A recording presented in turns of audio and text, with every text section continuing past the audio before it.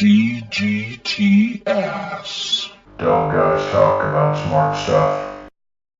Hello everyone to another episode of Dumb Guys Talk About Smart Stuff. I'm Heath. I'm Barry. We're on location right now in Las Vegas. We're having some fun. Viva Las Vegas. And today we're going to talk about the human mind and how powerful is it really, and what kind of abilities do we have that we're not tapping into, and other ones that we may be tapping into.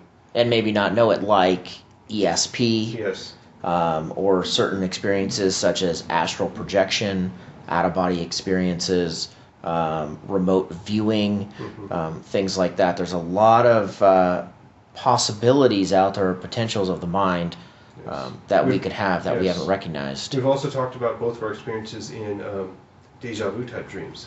Deja vu is a good one as well. And what does that mean? Is that tapping into the future? Did we tap into the future there?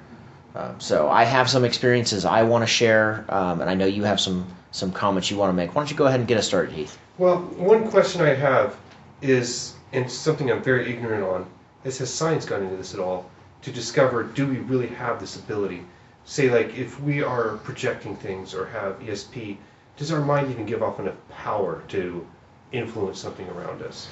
Yeah, and I think there have been some studies out there, but I don't think it's taken seriously enough.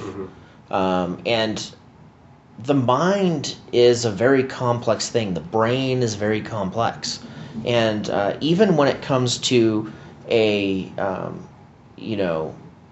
field that is at least accepted by science, like psychology, it's still a lot of theory. Yes, and my kind of curiosity I have is like to say like the body is almost like a power plant. Like we give off heat, we give off energy, we take in fuel. Does our mind have the ability to say give off radio waves or some other kind of wave that could be picked up somewhere else without speech? Well, I truly believe that the mind is more powerful than we know. I believe that there's definitely more to it than what we use on a daily basis. You know that old saying that I think has been proven not to be true, but that we only use 10% of our brain. I think some of that must be true. Yeah, and I think I saw an explanation saying you're using 10% of your brain, but it's jumping around to different parts. It's not like it's compartmentalized into 10% of your brain. Say like if you're having a reflective thought, it's over in one spot. If you're dreaming, it's over in another spot, but at a particular time, you're just using 10%. Yeah, so your synapses aren't firing off all at once, all around your brain. Say, like, you're not feeling all your emotions at once, so you're not using all those parts of your brains at once. And I mean, and I'm not even going to say that it's our brain. I'm talking about our mind. I'm talking about perhaps even our soul that is reaching out and performing these tasks. And I've had experiences myself. I from a young age was very interested in this type of thing.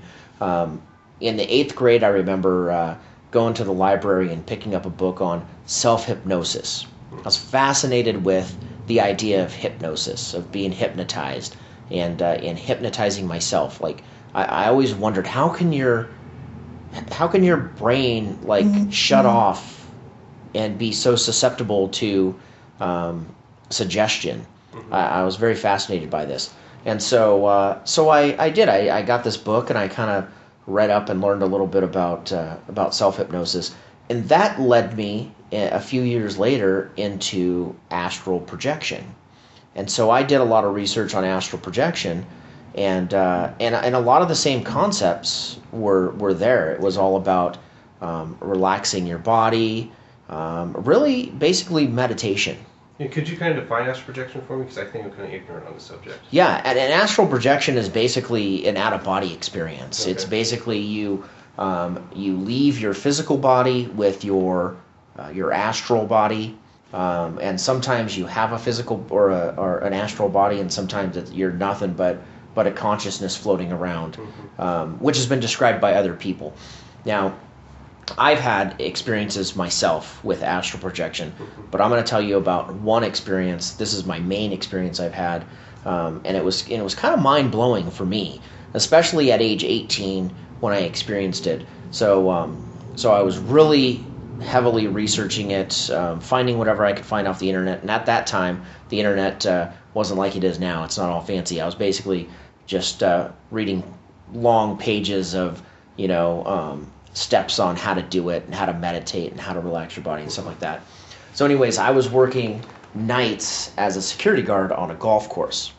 And the good security guard I was, my idea of passing the time away was meditating and closing my eyes and not paying attention to what was going on around me. So the golf course is very secure, is what you're saying? The golf course was very secure. So I parked myself in the parking lot. It was very well lit. It was a country club, basically parking lot, so a lot of lights and everything like that.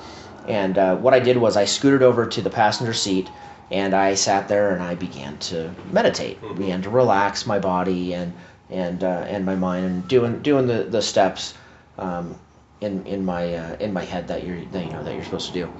And at first, what happened is I think I fell asleep because I had a very vivid dream. Now the dream took place at the golf course, and it started out that something had happened, and I was the good security guard I was. I missed it, and so when I woke up in this dream I was having, the FBI was there. There was cops. There were helicopters. I had missed something, and I felt terrible about it. So that dream, it came and went very quickly. And the next thing I know, I'm sitting in the passenger seat in the truck, and I'm trying to open my eyes, and I can't open them. It's you've probably felt this before. You're so tired that you're laying there and you're trying to hold your eyes open, but you just can't do it. I have the experience of waking up in the night feeling extremely hungry, but the kitchen feels too far away to go get something to eat. Yeah. So in this scenario, like I wanted to open my eyes, but I felt so tired I didn't, or my eyes were so heavy I couldn't get them open. So I remember just barely getting them open as a crack. And what I saw was the sheriff's car pulling into the parking lot area. And that was actually a very common thing that would happen. The sheriff would show up, once every couple of weeks or whatever, maybe once a week he would drive up and turn around in the parking lot and drive away. I never talked to them, and that's exactly what happened at this point. My assumption is that this was conscious. I was actually seeing this, but I can't be sure if I was. The next thing I know is that I'm sitting in the truck, and my consciousness, my perception pops out of my head, and I start moving forward a little bit, and again, all I am now is consciousness. And I look to my right, and I see the window of the truck, and I look out, and there's a cat. And it wasn't uncommon for there to be cats roaming the golf course. I saw this cat a million times, and it wasn't unusual for this cat to come up to my window. And I looked at the cat, and the cat looked at me. And it ran away. It saw me. And so I'm thinking, well, this is really weird. Yeah. And so I look forward at the dash of the truck, and it's an old truck, and so I start moving forward very slowly, very steadily, until I get so close to the dash of the truck, I'm almost inside of it. And so very slowly, very, very steadily, I move back to approximately where my head is, and then all of a sudden I look up, and then I shoot up through the roof of the truck, up to the high in the sky, and I'm looking down. And now I'm looking down I see the parking lot, I see the lights below that are glowing, I see the country club, and all the walkways, and I see there's a van parked there, and it's the cleaners that are cleaning the country club. And all of a sudden I come flying down, and I land on one of the walkways in the inside the country club, like one of the walkways on the outside. And I'm standing there, and all of a sudden, I hear this laughter, children laughing in the background, and my first instinct was fear. I was scared. But then I was like, wait a minute, I don't need to be scared. And the fear went away. And this whole time this is happening, it's so vivid and so real. It's not like a dream is. Like everything's happening like in real life, except for the fact that I was flying in the air. And so at that point, I look down at my hand, and I'm staring at my hand, and my hand began to kind of dissolve away, starting with my like pinky finger, and then my ring finger, and all of a sudden,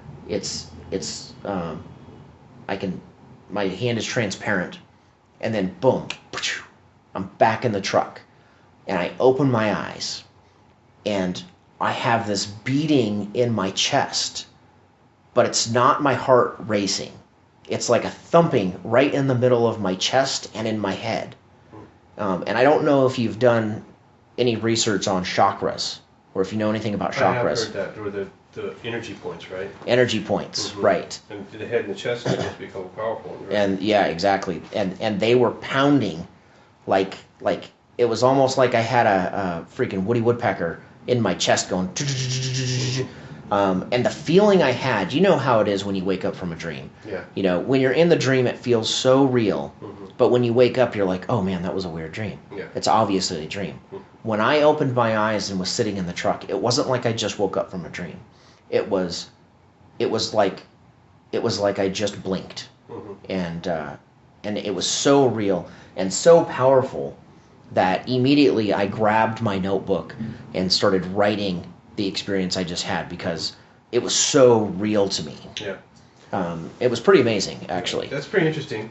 I've had a similar experience to where, but mine was, I was dreaming, but it was like I fell asleep kind of asking a certain question, and I felt like it was answered in the dream, which is another type of thing of what are you tapping into when you dream? Right. Yeah. And that's the thing I ask myself. I obviously I was exploring astral projection as actually a way of leaving the physical body to explore off. But I have to question, was I just delving deeper into my own subconscious? It could be, and I know people that told me about like near-death experiences where they're looking down at their body and the doctor's working on them and then basically coming back into their body. Yeah. That's a very common story. It's very common, and there's actually some really good stories out there that very much support the fact that they're leaving their bodies. I've heard instances where there was one story, and I don't remember the names or anything like that, but the scenario was this. There was a lady that was going in for surgery. And the type of surgery she was getting, her eyes were covered in gauze and taped shut, so she couldn't open her eyes or do anything like that. And she had an out-of-body experience during her surgery. And the description that she gave when she was done is that the doctor was squawking around or walking around waving his arms like a chicken, like waving his elbows around like a chicken. And she thought it was the weirdest thing.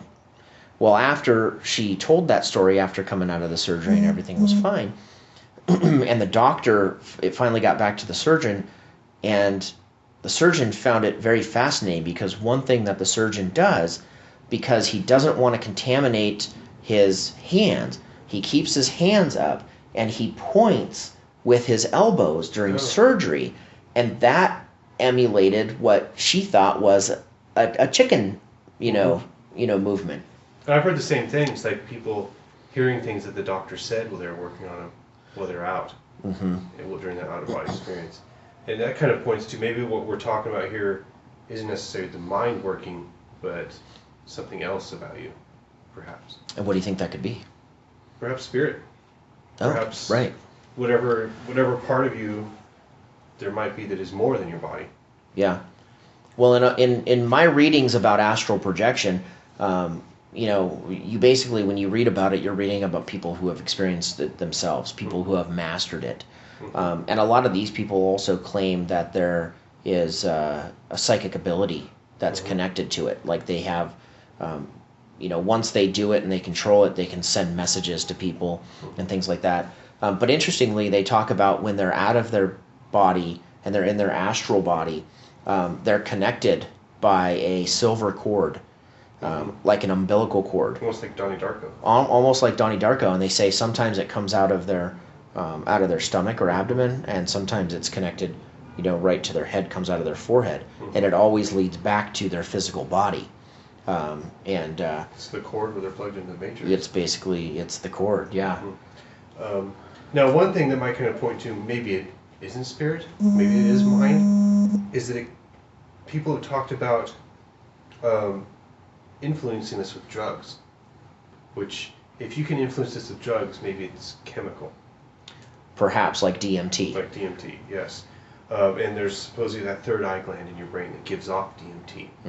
That, I'm not 100% behind the science because I'm just a dumb guy, but isn't that activated quite a bit when we're dreaming, things like that? But we're giving off this chemical that if it's enhanced, we have these out-of-body experiences. Yeah, and I've heard many experiences relayed about taking DMT or smoking DMT, and basically how it is basically a near-death experience. Yeah. It's the same thing that's happening, and some scientists theorize that it's there for when you die. It gets released, and it's almost like so you don't experience death.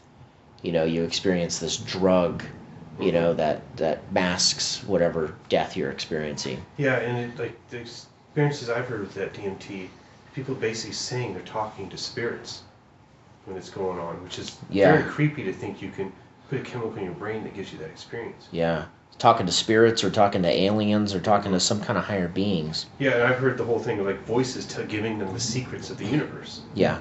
Type of thing. How fascinating is that, though, to think, what if you can leave your body, leave your physical body, and, while you're laying in bed, your physical body's laying in bed, your astral body can go off and see what's happening in the room next door, or even travel to the moon, or travel to another galaxy because you're no longer restrained by the physics of the physical world. You can now be anywhere you want, at a moment's, notice. All you have to do is think of it and you're there. Yeah.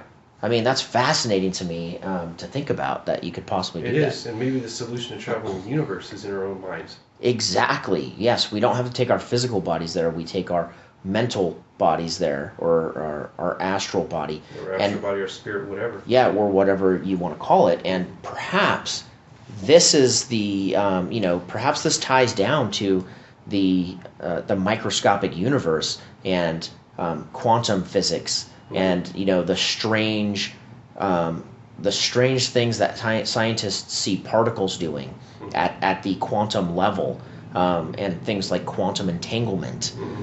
Perhaps there are particles out there that are connected to our astral body, and all we have to do is observe them or connect with them. Yes. I think that I'm totally fascinated by this subject, and I think more research needs to be put into this. Yeah, it's the type of thing. It's like we need a serious scientist to take this seriously. Exactly. Now I think for cereal, I think that the government played around with this, or at least they did in a movie. The Man Who Stared at Goats, right? Yes, right. And the remote viewing, which is basically the same thing. No, I really truly believe that the government did do tests on this. I think I saw this they did before. do tests, and I don't think that they ever came to the conclusion that it didn't work. They just came to the conclusion that it wasn't practical. Yeah, perhaps that's what it was. But I know that they did like tests where, actually, I read that there was some success with it. And I think it came down to they were trying to remote view foreign intel and stuff like that. But could you imagine if we were to master that in our in our development as humans? Imagine if freaking remote viewers are sitting in the confines of Area 51, looking at what right now, secret government operation. Perhaps that's what UFOs are. Yeah. And aliens and abductions. Abductions could just be the abduction of our astral body, and it feels very real to us physically, but it's really all mental. Which is the government starting going down that path, which is like mind control, that sort of thing. Exactly. So I think there's something to it, and I think that I think there's more to be said about this topic as well. I think we can go on and on about it, but yeah, we're gonna break off in the future and go deeper. I think we can, and I think maybe we should, if anyone's going to do it, Two Dumb Guys should plan the study of astral projection and remote viewing. And if you're enjoying getting just the tip right now, we could go deeper later. All you have to do is ask for it, and we do this just to see if you like it. So, yeah, I think that's enough on that subject for now. So don't forget to comment on this podcast. Let us know if you've had any experiences.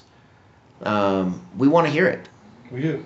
And don't forget to subscribe, follow us, like us, comment. We'll comment back. And you can become one of our super fans if you want. And maybe you can join the show. I know we've got some episodes coming up. We are live in Las Vegas right now bringing you these episodes. We're going to be here for a while putting these shows together. And down the road, we're going to have some of our super fans join us on the show for some episodes. And so don't forget to check out our Facebook page and our Twitter, DGTASS podcast. All right, that's a show. I'm Barry. I'm Heath. We'll catch you later.